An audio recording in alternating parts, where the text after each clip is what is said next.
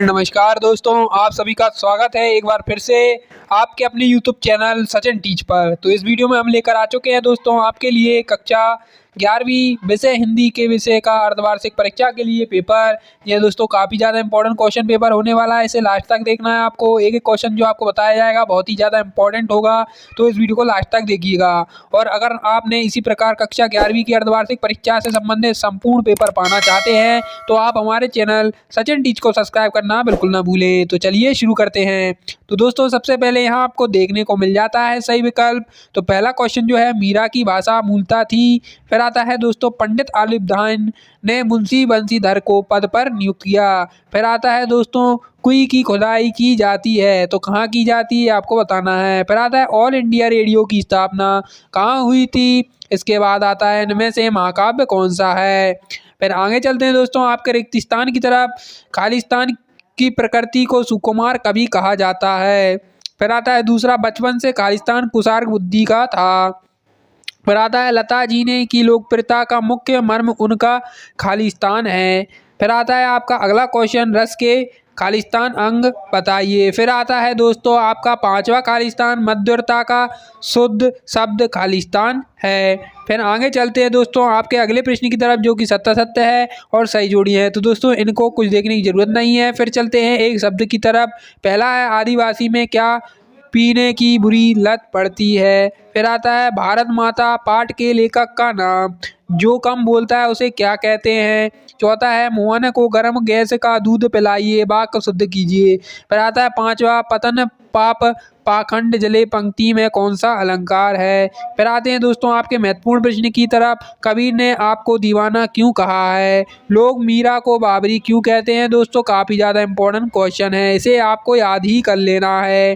फिर आते हैं दोस्तों आपके अगले प्रश्न की तरफ। तो कवि भवानी प्रसाद मिश्र अपनी वास्तविक स्थिति को पिता से क्यों छिपाना चाहते हैं। अथवा है दख्तों के साया और धूप क्रमशः किसके प्रतीक हैं।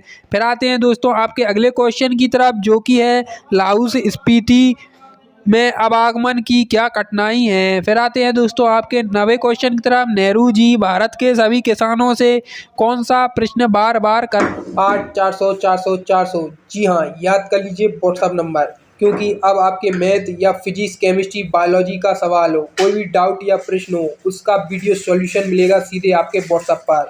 बस डाउटनेट का 8 400 400 400 मोबाइल नंबर सेव कीजिए, चैट पर क्लिक कीजिए और जो भी आपका सवाल है उसका फोटो लीजिए और क्रॉप कीजिए और तुरंत वीडियो सॉल्यूशन मिलेगा आपको व्हाट्सएप पर।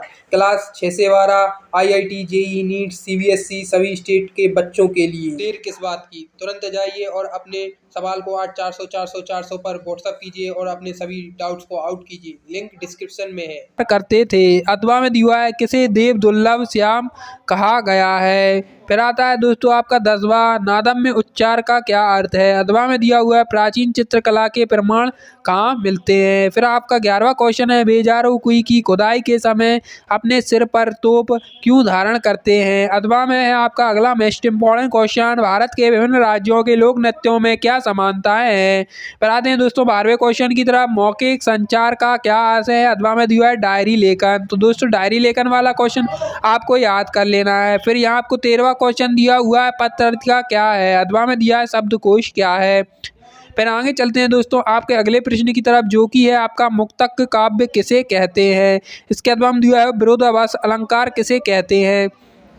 आता है दोस्तों 16वां कबीर की दृष्टि में ईश्वर एक है, इसके समर्थन में उन्होंने क्या तर्क दिए। अथवा में दिया है कविताएं बे आंखें के आधार पर महाजन के चरित्र पर प्रकाश डालिए। फिर 17वां दिया हुआ मियां नसरुद्दीन की कौन सी बातें आपको अच्छी लगी लिखिए। ठीक है। फिर आता है 18वां शास्त्रीय संगीत तथा चित्रपट संगीत में अंतर आपको याद करके ही जाना है। फिर आता है अथवा में कुई का मुंह छोटा क्यों रखा गया था।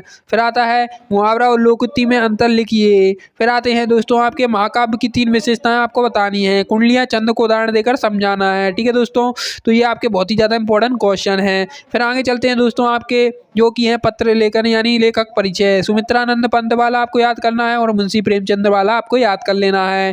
फिर 24वां क्वेश्चन यहाँ आपको दिया है संदर्भ दिया हुआ प्रसंग दिया है, उसे पढ़कर उनके संदर्भ प्रसंग लिखने हैं। फिर अगले क्वेश्चन की ओर चलते हैं। तो दोस्तों यहाँ आपको कुछ गद्दान दिया है, उसको पढ़कर उसके नीचे दिए हुए आंसरों का आंसर देना है। फिर आते हैं दोस्तों आपको पत्र लेखन पर, यानी परीक्षा अवधि में लाउड स्पीकरों पर प्रतिबंध लगाने के लिए जिलाधिकारी को पत्र लिखना है। फिर आता है दोस्तों आपका अगला क्वेश्चन, जो कि है आपको निबंध लिखना है, इंटरनेट की आवश्यकता, विज्ञान का चमत्कार। विज्ञान का चमत्कार तो आपको याद करके ही जाना है दोस्तों, हर पेपर में पूछा जाता है, 7 नंबर आपके पक्के हो जाएंगे। तो दोस्तों ये था आपका कक्षा 11वीं के लिए बहुत ही ज़्यादा मोस्ट इंपॉर्टेंट क्वेश्चन पेपर। और दोस्तों अगर आपको वीडियो पसंद आई तो वीडियो को लाइक जरूर करें, शेयर करना ना भूलें अपने दोस्तों के साथ। और साथ ही साथ आपको बता दें दोस्तों, यह इंपॉर्टेंट पेपर है, ना कि रियल पेपर। तो दोस्तों ये इंपॉर्टेंट पेपर है, ना कि रियल पेपर। इसमें इंपॉर्टेंट क्वेश्चन आपको बताए गए हैं, तो आप इन इंपॉर्टेंट क्वेश्चन को जरूर याद कर लीजिए, क्योंकि यही आपके पेपर में लगातार पूछे जाते हैं। तो मिलते हैं अगली वीडियो में, आप सभी का दिन शुभ।